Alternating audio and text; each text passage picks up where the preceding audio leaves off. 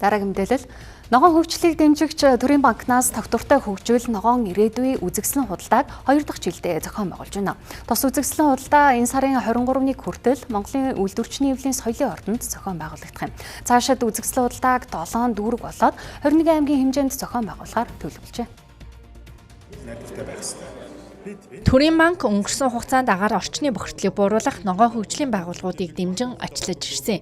Доктортой хөгжил ногоон ирээдүйн үзэсгэлэн худалдааны үеэр иргэд байгаль дэлтэй сүүлийн үеийн дэвшилтэт технологиудтай танилцсан ногоон зээлүүдийг газар дээр нь судлуулан авах боломжтой юм а. За энэ хүү арга хэмжээнд бол бизнесийн байгууллагад оролцсноор бол бас энэ ногоон эдийн засгийг дэмжсэн инновационал бүтээгдэхүүн бараа үйлчлэгийг иргэдэд сурчлах, иргэд энэ бүтээгдэхүүн үйлчлэгийг зарж борлуулснаар нийгэмд үзүүлэхтэй энэ эрэг нөлөөллийг бий болгох. За худалдаа авахыг сонирхсон энэ харилцагч иргэдэд бол бас газар дээр нь зээлийг шийдвэрлүүлэх, шуурхай шийдвэрлүүлээд за яг энэ 7 хоногийн хугацаанд бол 300 төрийн банкны хувьд бол 300 хүртэлх сая төгрөгийн зээлийг урьдчилгаагүйгээр газар дээр нь шийдэх хэлээр бол маш онцлогтой. Иргэдэд бол энэ талаар бас давуу талтай ийм арга хэмжээ болж байгаа юм. Байгаль орчин уур амьсгал өөрчлөлтийн яамны хувьд доктортой хөгжил байгаль дэлтэй технологиудыг дэмжих зорилгоор ногоон хөгжлийн зээлийн хүүгийн татаасыг олгодог. Энэ хүрээнд жилд 1.2 тэрбум төгрөгийн татаас олгодог байна.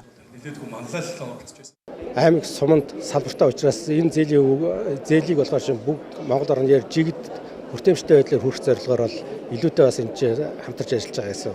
За тэрнээс гадна энэ байгаль дэлтэй үйл ажиллагааг дэмжих чиглэлээр манай яамнаас бас аж ахуйн нэгжийн орлогын албан татврын 1% хөнгөлөлтийг яг иймэрхүү үйл ажиллагаанд зарцуулах чиглэлээр холбогдох стандарт шаардлагуудаас батлаад ажиллаж байгаа.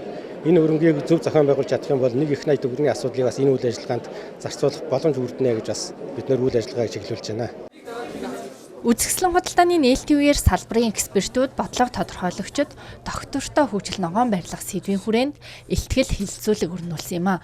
Мөн үзэсгэлэн худалдаанд төр олон хувийн хөвшлийн байгууллагууд хамтран зохион байгуулагчаар оролцох болсон нь тус арга хэмжээ цар хүрээгээ тэлж бүг харуулж байна. Түүнчлэн дотоодод зохион байгуулж буй доктортой хөгжил чиглэсэн хамгийн том үзэсгэлэн худалдаа болж байгааг салбарынхан онцолж байлаа. Хөгжил ногоон ирээдүй гэсэн сэдвтэйгээр